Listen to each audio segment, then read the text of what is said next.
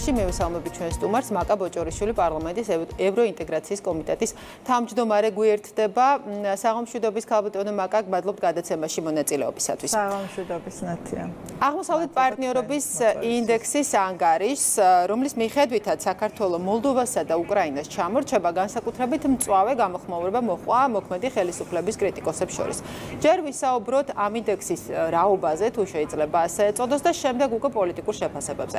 რამდენად ანგარიშ გასაწევია ეს დოკუმენტი ევროკავშირის ოფიციალური სტრუქტურების წინაშე და აქვე რომ აგვიხსნათ რა განსხვავება ევროკავშირის ოფიციალური პირების შეფასებებს, აი მაგალითად ამ დოკუმენტის დამოქვეყნებას დაემთხვა ოლივერ ვარჰეის შეფასება საქართველოს პროგრესზე ოფიციალურ ანგარიშებსა და აი ამ დოკუმენტს შორის.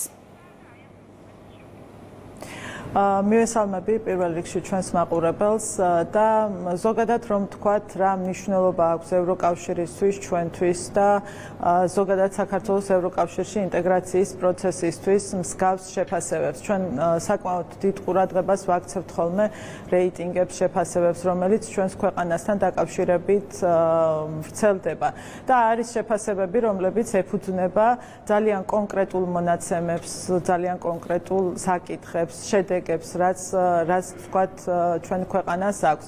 ამ შემთხვევაში ეს არის შეფასებები, რომელიც კეთდება არასამთავრობო ორგანიზაციების წარმომადგენლების მხრიდან, ეს არის დაფუძნებული მათ მოსაზრებებზე ძირითადად და არის ის ასე ვთქვათ ის კონტრიბუცია ასე უნდა დავარქვა სამწუხაროდ ჩვენი არასამთავრობო სექტორის მხრიდან, რომელიც მათ შეაქვთ საქართველოს ევროპული მომავლის დაზიანებაში. ასე გამოიყურება ის, რაც ჩვენ დღეს ვნახეთ არასამთავრობო ორგანიზაციების მხრიდან, ვთქვათ, საქართველოს შეფასებები.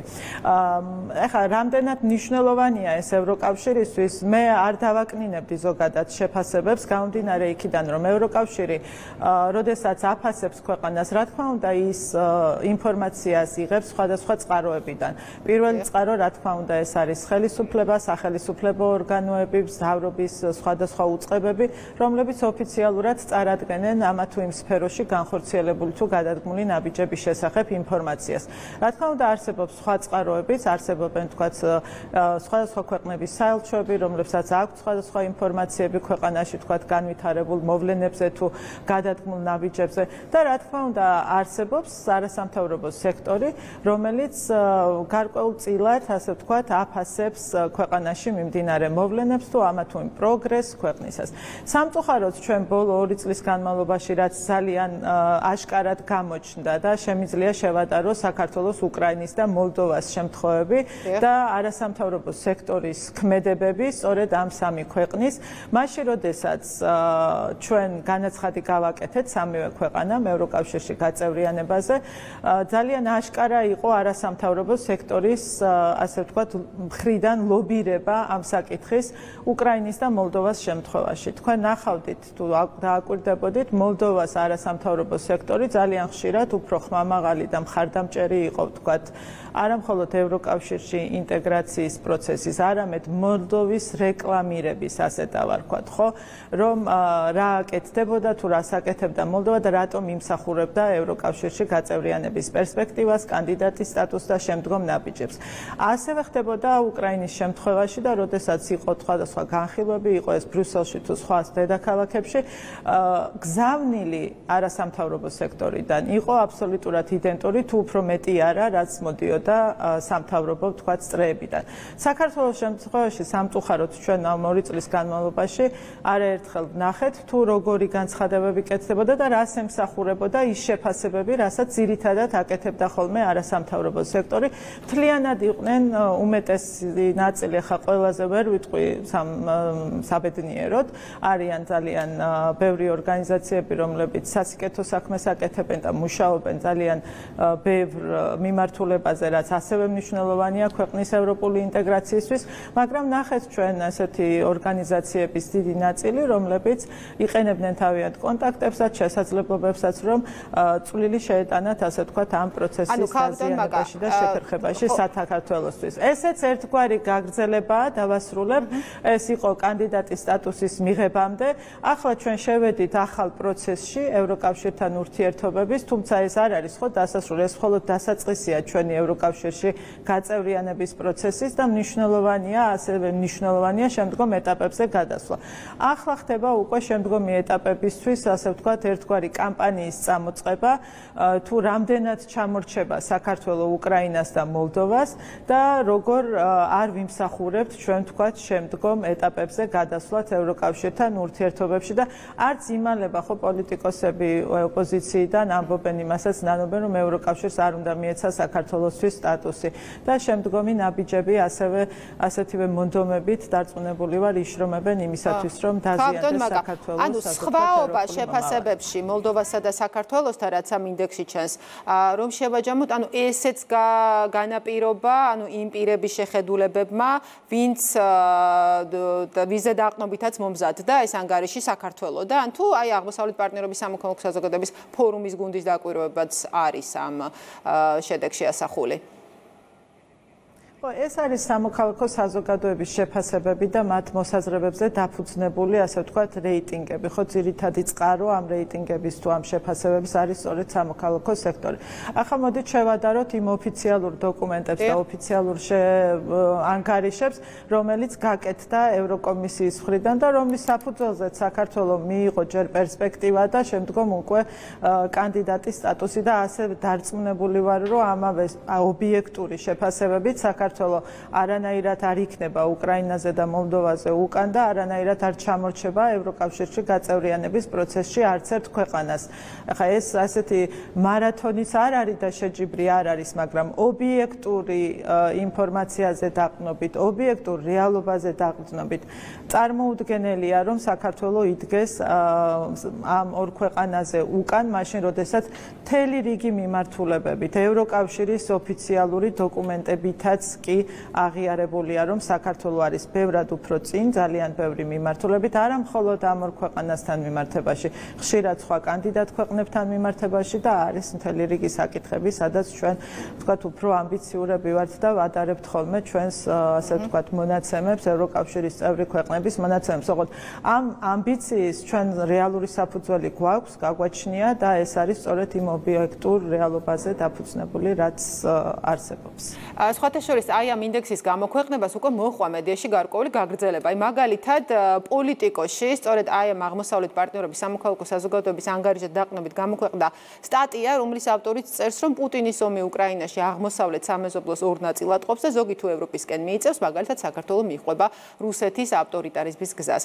აი პარალელურად მოვისმინეთ ევროსაბჭოში ლევან ბეჟაშვილის გამოსვლა, რომელმაც კვლავ გააქტიურა პათოსი სააკაშვილის როგორც კრემლის დავალებით დასჯილი პატიმრის თემაზე. ეს საერთო სურათს რომ შევხედოთ, არის თუ არა კავშირი ამ აქტივობებს შორის და რამდენად უკავშირდება ეს ყველაფერი წლის ბოლოსკენ ევროკავშირთან მოლაპარაკების გახსნის თემას და რას უპირისპირებს ამას ხელისუფლება? რა თქმა უნდა, ეს არ არის ცალკე განყენებული ფაქტები და ეს არ არის ცალკე ერთმანეთთან კავშირში არ მყოფი მოვლენები, რაც ხდება. ხო, ეს ყველაფერი არის ერთი კამპანიის ნაწილი, ისევე როგორც იყო ერთი კამპანიის ნაწილი გასულ წელს და იმის წინ, როდესაც თქვათ, ხდებოდა მედიის გამოყენება, ესეც უნდა ვთქვათ, მედიის გამოყენება და ძალიან ხშირად სრულ და დეзинფორმაციის გავრცელება ქვეყნის შესახებ, რაც ქმნიდა მცდარ აღქმებს საქართველოსთან დაკავშირებით და ეს იყო ძალიან დამაზიანებელი, თუმცა მედიის საფუძველი, ასე ვთქვათ, ამის ასევე იყო ოპოზიციონერი პოლიტიკოსების მოქმედება, მათი განცხადებები და რა თქმა უნდა, ასევე არასამთავრობო სექტორის მთელი რიგი ორგანიზაციების განცხადებები თუ კვლევები თუ რასაც აკეთებდნენ მათი, ასე ვთქვათ, ძალისხმევა. ეს ყველაფერი არის ერთიანი კამპანიის ნაწილი, რომელიც მიმართული იყო საქართველოს ევროინტეგრაციის წინააღმდეგ და საქართველოს წინააღმდეგ, ასე ვთქვათ, იმიტომ რომ ამ ქვეყნის სტრატეგიული მიზანი არის ევროკავშირში ინტეგრაცია და როდესაც შენ უპირისპირდები ამ სტრატეგიულ მიზანს და იყენებ პოლიტიკურად ინსტრუმენტად აქცევ ბრძოლის ამ სტრატეგიულ მიზანს, ესე იგი შენ უპირისპირდები ქვეყანას და აქედან გამომდინარე ეს კოორდინირებული ქმედებები არის მთლიანად საქართველოს წინააღმდეგ მიმართული და არა მხოლოდ შემოვიფაკლები რაღაცა კონკრეტული თქვათ საკითხით. არის ქვეყნის წინააღმდეგ მიმართული ქმედებები. ქალბატონ მაკა, აი ამ ქმედებებმა რამდენად შეიძლება იქონიოს გარკვეული გავლენა ან გავლენა იმ გეგმაზე, რა გეგმასაც საქართველოს ახლა უნდა მიჰყვეს 9 პუნქტის შესრულების თვალსაზრისით, რომელმაც შემდეგ ქვეყანა წლის ბოლოსკენ უკვე უნდა მიიყვანოს მოლაპარაკების გახსნამდე. იმიტომ რომ ეს საკითხები, რაც არის ნახსენები ამ დოკუმენტში, დემოკრატიული უფლებები, არჩევნები, კორუფციასთან ბრძოლა, პოლიტიკური პოლარიზაცია, მართლმსაჯულება, ეს არის ის საკითხები, რომელიც იყო გარკვეულწილად ჩაშლილი, ხომ 12 რეკომენდაციაში და ახლა აი ამ 9 პუნქტშიც არის გაწერილი.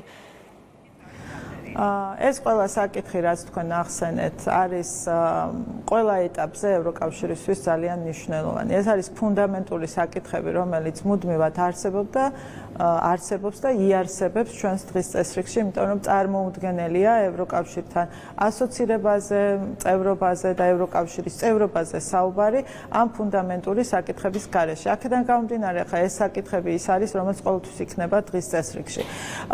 როგორ შეიძლება ხა დააზიანოს, ხა ჩვენ ნახეთ, რომ ჩვენ ვიბრძოლეთ იმისთვის, რომ საქართველოს მიეღო კანდიდატის სტატუსი და ეს არ ყოფილა მხოლოდ და მხოლოდ გეოპოლიტიკური მოცემულობის შედეგი და არ ყოფილა ერთი ფაქტორის შედეგი. ეს იყო ბრძოლა ძალიან დიდხნიანი, განსაკუთრებით გამძაფრებული ბოლო 1 წლის განმავლობაში და ჩვენ ამ ბრძოლაში გავიმარჯვეთ და ქვეყანა მიიღო კანდიდატის სტატუსი. ეს ბრძოლა ამით რა თქმა უნდა არ დასრულებულა, ვინაიდან ეს არის მხოლოდ და მხოლოდ დასაწყისი საქართველოს ევროკავშირში გაწევრიანების და რა თქმა უნდა ეს ბრძოლაც როგორც ეტყობა თამდევი იქნება ამ პროცესის, მაგრამ მე იმედი მაქვს, რომ ევროკავშირის ინსტიტუტები გადაწყვეტილებებს იღებენ ძალიან ღრმად შესწავლის შემდგომ საკითხების. ჩვენ ეს ვნახეთ, შეიძლება უკრაინას და მოლდოვას თქვათ 1 წლით ადრე მიენიჭა კანდიდატის სტატუსი და ჩვენ მეტი დრო დაგვჭირდა იმისთვის, რომ გვეშრომა და დაგვემტკიცებინა რაღაცეები, მაგრამ ჩვენ ეს შევძელით. ადრე თუ გვიან, რა თქმა უნდა, ეს ყველაფერი აისახება ევროკავშირის ანგარიშებში და ჩვენთვის მთავარი ეს არის ევროკავშირის ინსტიტუტებთან მჭიდრო თანამშრომლობა, პოლიტიკური დიალოგი, გაღრმავება ყველა მიმართულებით იმისათვის, რომ მაქსიმალურად შევძლოთ ობიექტური ინფორმაციის და ობიექტური რეალობის მიტანა ბრიუსელამდე და არა მხოლოდ ბრიუსელამდე, ევროკავშირის დედაქალაქებამდე, რაც ძალიან მნიშვნელოვანია შემდგომი პოლიტიკური გადაწყვეტილებების მიღებისთვის და ზოგადად თუნდაც ტექნიკურად პროცესის წარმართვისთვის. კი ბატონო, აი შემდგომი პოლიტიკური გადაწყვეტილების მისაღებად ერთ-ერთი მთავარი პუნქტი, რომელიც საქართველოს წარმატებით უნდა გაიაროს და ეს არის ნახსენები ამ 9 ნაბიჯით, ეს არის არჩევნები, ხო, საარჩევნო გარემო და არჩევნების სამართლიანი და გამჭვირვალე ჩატარება. აი საარჩევნო წლის დაწყებისთანავე მით უფრო მმართველი პარტიის თავმჯდომარის გუშინდელი ინტერვიუს შემდეგ გააქტიურდა დებატები პოლიტიკური პარტიების რეიტინგებსა და მოსალოდნელ საარჩევნო შედეგზე. თქვენც მინდა კითხოთ, რას ეყრდნობა ქართული ოცნების ეს პროგნოზი და ამ პროგნოზით ეს არსებული პროპორცია ოქტომბრისთვის როგორ შეიძლება შეიცვალოს ან შენარჩუნდეს? იმ რეალობას, რომელიც დღეს არის ქვეყანაში და იმ რეალურ სისუსტეს მოდით ასე ვთქვათ ოპონენტებისას, რომელიც ფაქტიურად ოპოზიციურ სპექტრს თუ ნაწილს ანადგურებს ესე ვთქვათ და სიმართლე, რომელიც არის ამ შემთხვევაში ჩვენს მხარეს და იმიტომ რომ როდესაც სიმართლით მიდიხარ და სიმართლეა შენიქმედების საფუძველი, ყოველთვის უფრო მყარად ხარ და მყარად მიდიხარ და შესაბამისად ეს იყო ჩვენი ასე ვთქვათ საფუძველი ამ ხნის განმავლობაში ასე ვაგრძელებთ და სწორედ ეს არის ის რაც გვაძლევს იმედს რომ ქართული ოცნება იქნება ის პოლიტიკური ძალა რომელიც შემდგომ არჩევნებში ძალიან ძლიერად იქნება წარმოდგენილი. გმადლობთ ქალბატონო